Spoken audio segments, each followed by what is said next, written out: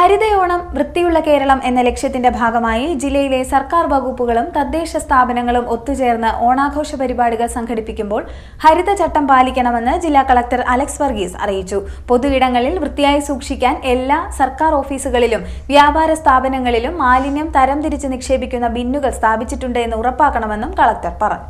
ഹരിത ഓണം വൃത്തിയുള്ള കേരളം എന്ന ലക്ഷ്യത്തിന്റെ ഭാഗമായി ജില്ലയിലെ സർക്കാർ വകുപ്പുകളും തദ്ദേശ സ്വയംഭരണ സ്ഥാപനങ്ങളും ഒത്തുചേർന്ന് ഓണാഘോഷ പരിപാടികൾ സംഘടിപ്പിക്കുമ്പോൾ ഹരിതചട്ടം കൃത്യമായി പാലിക്കണമെന്ന് ജില്ലാ കളക്ടർ അലക്സ് വർഗീസ് അറിയിച്ചു. പൊതുയിടങ്ങൾ വൃത്തിയായി സൂക്ഷിക്കാൻ എല്ലാ സർക്കാർ ഓഫീസുകളിലും വ്യാപാര സ്ഥാപനങ്ങളിലും മാലിന്യം തരംതിരിച്ച് നിക്ഷേപിക്കാനുള്ള മതിയായ ബിന്നുകൾ സ്ഥാപിച്ചിട്ടുണ്ട് എന്ന് ഉറപ്പാക്കണം.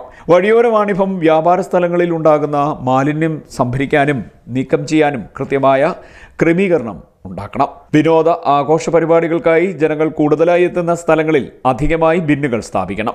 സർക്കാർ ഓഫീസുകളിൽ ഓണാഘോഷ പരിപാടിയുടെ ഭാഗമായ അലങ്കാരങ്ങൾക്കും പൂക്കളമിടൽ, ഓണസദ്യ എന്നിവയ്ക്കും ഒറ്റത്തവണ ഉപയോഗിക്കാവുന്ന പ്ലാസ്റ്റിക് ഉൽപ്പന്നങ്ങൾ, നിരോധിത പേപ്പർ, പ്ലാസ്റ്റിക് കുപ്പി, കപ്പ്, പാത്രം, ഇല, സ്പൂൺ തുടങ്ങിയവ ഉപയോഗിക്കാൻ പാടില്ല. മാലിന്യത്തിന്റെ അളവ് കുറയ്ക്കൽ സംബന്ധിച്ച് ജനങ്ങളിൽ ബോധവൽക്കരണം നടത്തണം. ആവശ്യമില്ലാത്ത വസ്തുക്കൾ വലിച്ചെറിയാതിരിക്കാൻ നിരോധിത വസ്തുക്കളുടെ വിൽപ്പനയും ഉപയോഗവും തടയൽ തുടങ്ങി മാലിന്യ പരിപാലനവുമായി ബന്ധപ്പെട്ട സന്ദേശങ്ങൾ പരമാവധി ജനങ്ങൾക്ക് എത്തിക്കാൻ ശക്തമായ നടപടികൾ വിവിധ സർക്കാർ വകുപ്പുകളും തദ്ദേശ സ്ഥാപനങ്ങളും സ്വീകരിക്കണമെന്നും കളക്ടർ നിർദ്ദേശിച്ചു. പ്ലാസ്റ്റിക് നിർമ്മിത ബാനറുകൾക്ക് പകരം തുണിയിലോ പേപ്പറിലോ വാഴയിലകളിലോ ഓലയിലോ പ്രകൃതിക്കിണങ്ങുന്ന രീതിയിലുള്ള ബാനറുകൾ നിർമ്മിക്കാവുന്നതാണ്.